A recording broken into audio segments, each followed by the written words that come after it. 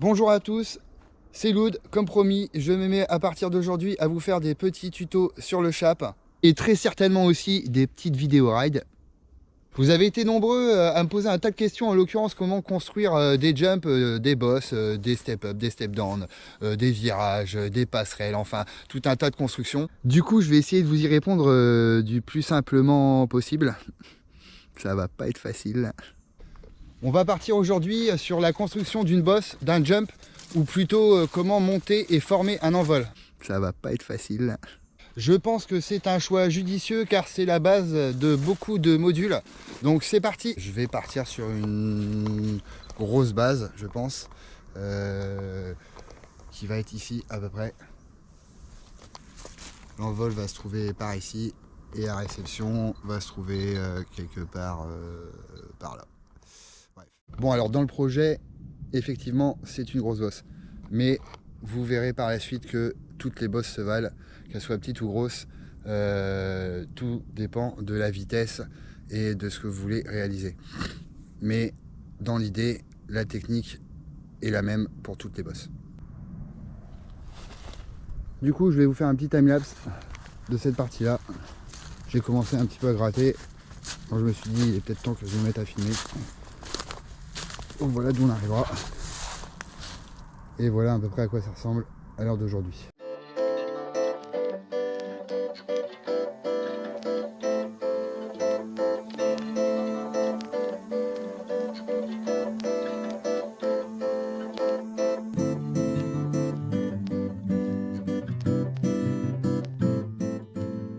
Voilà, fin du premier jet. J'ai déjà bien décrouté toute la surface. On commence à avoir à peu près l'idée d'où sera la bosse. C'est vraiment très dégrossi. Faut savoir que l'envol sûrement venir ici. J'avais pas trop envie de faire un hip. Donc je vais être obligé de dégager beaucoup plus loin. Je vais continuer à dégager dans cette direction-là et très certainement aussi sur le haut pour élargir afin d'avoir la bosse un petit peu plus droite.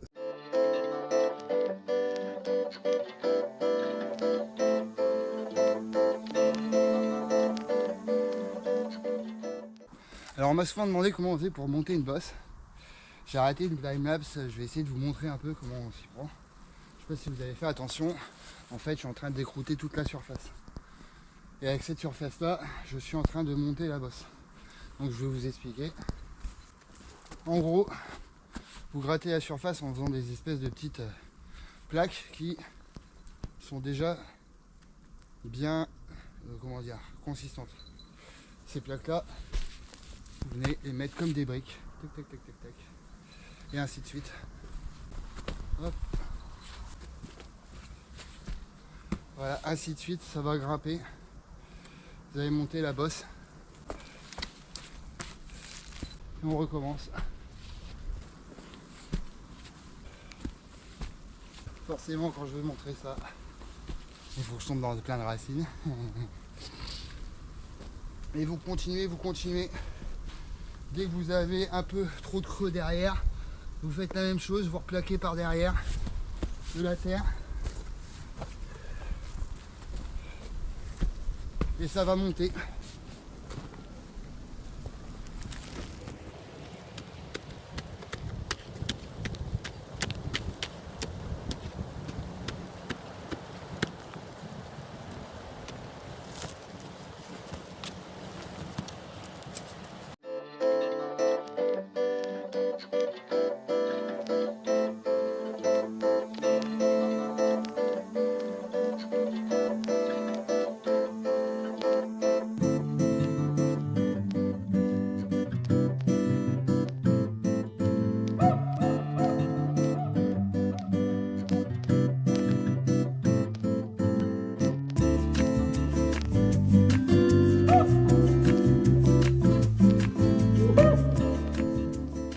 « 5 heures de chape, on en est arrivé à ce résultat-là. Voilà. Là, je vais continuer à dégager par là. De ce plan de vue-là, on voit un peu mieux. On va arriver là, tac. Le jump est ici. C'est une petite marche. pour faire un petit transfert à droite. Virage, virage. On reviendra sur le montage de l'envol un peu plus tard, quand je me serai donné une idée de la vitesse, savoir exactement à quelle hauteur on le met, quelle courbe. J'en profite à ce moment-là pour vous dire de mettre un petit pouce bleu si vous avez déjà kiffé. Et n'hésitez pas surtout à lâcher un petit commentaire.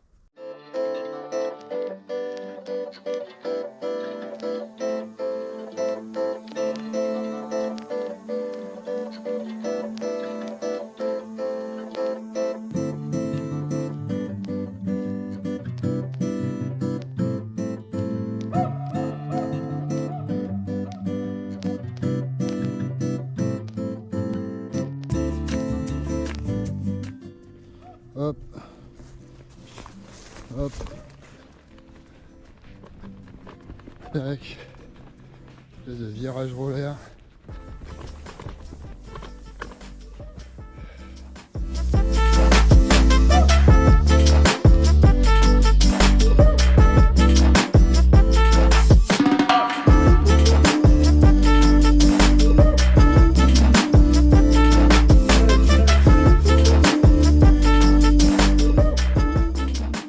Je vais maintenant m'attarder un peu plus sur le montage de la bosse. Je vous ai déjà fait 2-3 images, mais je voudrais que ça soit un peu plus clair parce que la méthode elle est simple, mais il faut juste comprendre. Du coup, je finis un peu plus près.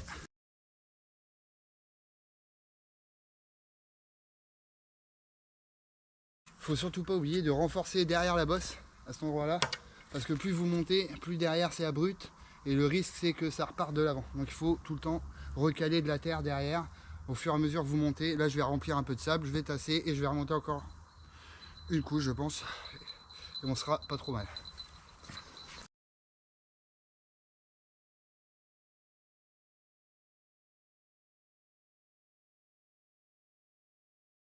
Alors maintenant que j'ai une idée de la vitesse que je vais avoir, les compagnons ils sont en train de nettoyer le haut, c'est top. Voilà, j'ai remonté l'envol. Je vais pouvoir maintenant m'attaquer à la courbe.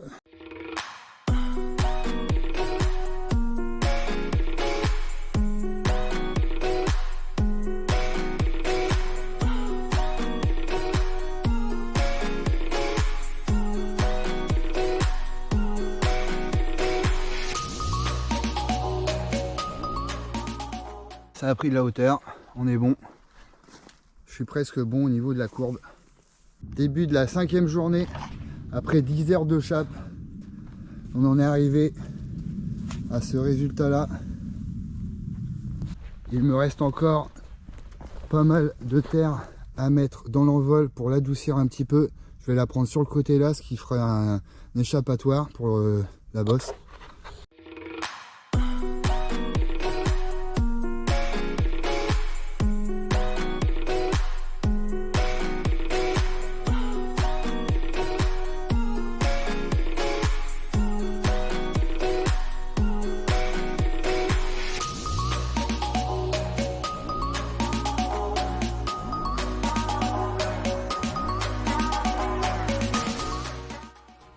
Comme vous pouvez voir, je suis un petit peu monté encore, j'ai bien dégrossi.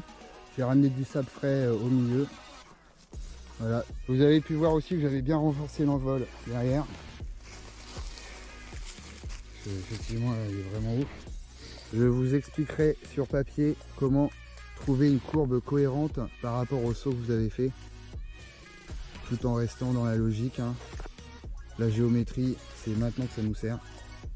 Pour ce qui est de former la courbe de l'envol, vous faites ça au râteau, petit à petit. Certains diront, je suis tout le temps en train de ramasser des trucs en fait. Quand vous finissez l'envol, les dernières couches, essayez d'enlever tout ce qui est végétal, cailloux, etc. C'est toujours plus facile à former.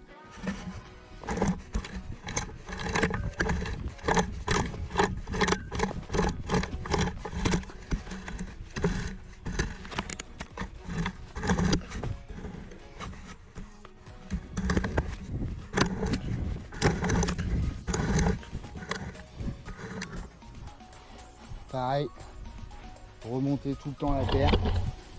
Si vous faites que la descente, vous allez créer un trou en haut. De toute façon, la terre va descendre d'elle-même.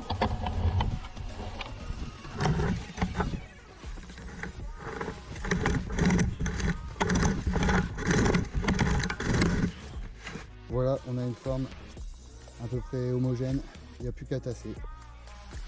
Quand je vous disais que le râteau il est super polyvalent, faut pas croire, ça tasse trop bien. Alors clairement je suis dans une terre vraiment trop top pour tasser avec le râteau, même pour tasser en temps normal. Une espèce de sable à lapin, avec plein de petits cailloux. Si vous travaillez bien par petites couches, c'est très rapidement bien. Un petit peu ouvert, reboucher les coups. Hop.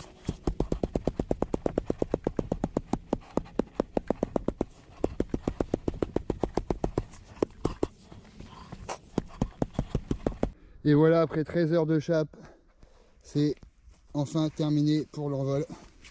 Bien sûr, quand on dit qu'on a terminé, on n'a jamais vraiment terminé, on est tout le temps en train de creuser. Il y aura toujours un coup de pelle à mettre ici et là. On va pouvoir s'attaquer maintenant à la réception. Alors, j'espère que ça vous a plu, que vous serez bien présents pour d'autres épisodes. N'oubliez pas de vous abonner, activer la cloche, la petite cloche, la petite cloche, la petite cloche. En attendant, vous pouvez toujours me suivre sur Instagram. Pour finir, petit cours de géométrie et à bientôt. Donc petit rappel, je vous ai dessiné un carré. Dans ce carré, je vous ai inclus un cercle et j'ai gardé un quart de ce cercle. On est bien d'accord, le centre du cercle est ici et le rayon est ici. Tracez ensuite la diagonale du carré en fuyante, ce qui va vous permettre d'avoir plusieurs arcs de cercle sur la même diagonale tout en gardant votre angle droit de départ. Jusque là, tout est à fait logique. Ensuite, quand je parle de cohérence de courbe, sur ma première courbe, vous ne pouvez pas avoir une courbe qui est aussi haute que longue, sinon vous partez dans les étoiles. Le but dans l'envol étant de monter effectivement, mais aussi d'avoir une action vers l'avant. La cohérence de l'envol va se jouer sur la fin de courbe. Si vous êtes à un quart de la hauteur de votre carré, c'est-à-dire un demi-rayon, vous allez avoir un envol qui est relativement progressif. Il s'arrête là bien sûr.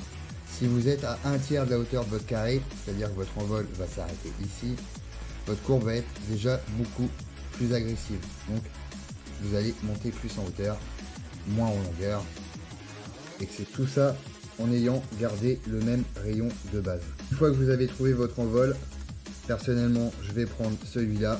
Vous pouvez voir qu'il fait 2,50 m de haut pour 4,5 de long, à peu près 1 pour 2.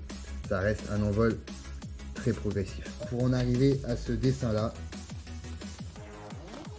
je vais bien vous montrer que pour la même hauteur d'envol, vous pouvez avoir plusieurs courbes qui sont elles cohérentes. Premier envol qui est ici, 2,50 m sur 4,50 m. Deuxième envol qui est ici. Et le troisième envol qui est très progressif. Pour un envol sympa d'1,50 m de haut, prenez un rayon de 2,60 m. C'est pas mal. C'est ni plus ni moins la technique pour tracer les courbes pour faire des envols en bois. Vous avez plus qu'à reporter ça maintenant sur le terrain avec de la terre. Petit à petit, vous allez voir, ça va venir. Il va vous manquer néanmoins le coefficient vitesse maintenant, car effectivement, tous les envols ne s'appréhendent pas de la même manière. Et c'est pour ça que l'on commence toujours au numéro 1 par se donner une idée du speed. Avant d'attaquer tout chape de boss ou autre, c'est quand même la base. À vos crayons. Maintenant on s'enlève les... et on va creuser.